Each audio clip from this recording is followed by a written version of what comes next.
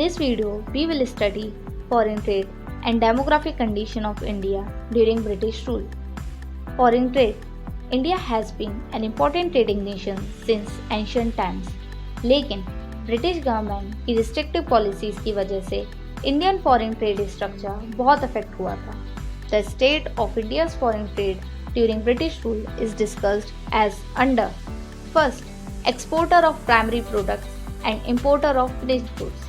जैसा हमने previous video में पढ़ा, इंडिया ब्रिटेन में एक्सपोर्ट करता था रॉ मटेरियल और ब्रिटेन से इंपोर्ट करता था finished goods. Second, monopoly control of British rule. British government maintained a monopoly control over India's export and import. British government ने इंडिया की आधे से ज़्यादा ट्रेड सिर्फ ब्रिटेन तक रिस्ट्रिक्ट कर दी थी. इसके अलावा सिर्फ चाइना, सीलोन और पर्शिया के साथ अलाउड थी.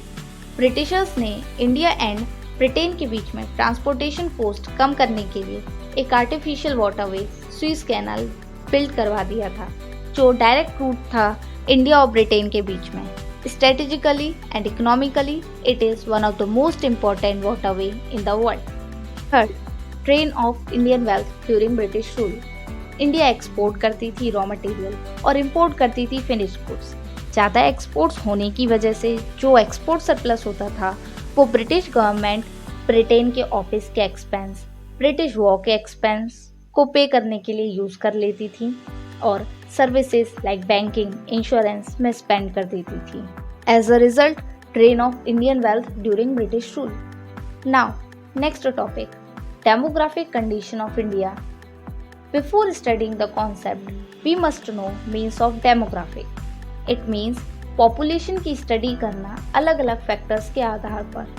इस टॉपिक में हम पढ़ेंगे इंडिया की पॉपुलेशन के बारे में. Demographic conditions during British rule exhibited all features of a stagnant and a backward economy.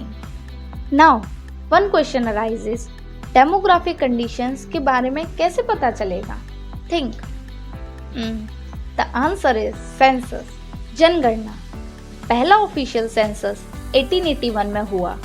Census revealed unevenness in India's population growth. From 1881 onwards, census operations were carried out after every 10 years. 1921, year of Great Divide.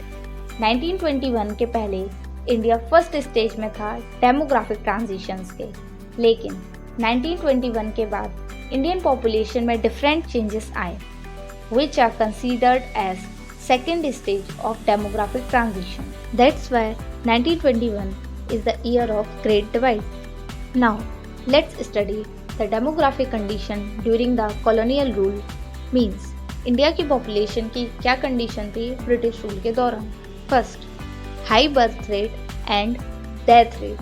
Birth rate means कितने जीवित बच्चे पैदा होते हैं 1000 लोगों में एक year के पीरियड के अंदर. डेथ रेट मीन्स कितने लोग मरते हैं हर 1000 लोगों में एक ईयर के पीरियड के अंदर. बर्थ रेट और डेथ रेट दोनों ही ज़्यादा थे.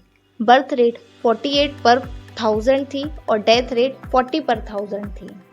Second, extremely low literacy rate. At that time overall literacy rate 16% से भी कम थी, जिसमें फीमेल लिटरेसी रेट ना के बराबर थी, about 7%. Third, poor health facilities. Public health facilities या तो अवेलेबल नहीं होती थी और अगर अवेलेबल होती थी तो अपर्याप्त होती थी. एज अ रिजल्ट, एयरबॉर्न और वाटरबॉर्न डिसीजेस बहुत ज़्यादा फैलते थे, जिससे बहुत लोगों की जान जाती थी. Fourth, infant mortality rate.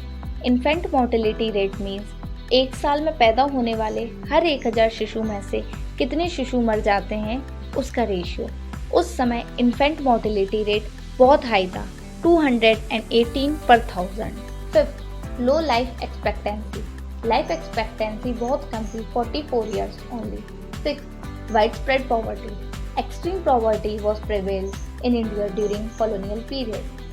It can be concluded that British rule was the main reason to worsen profile of India's population.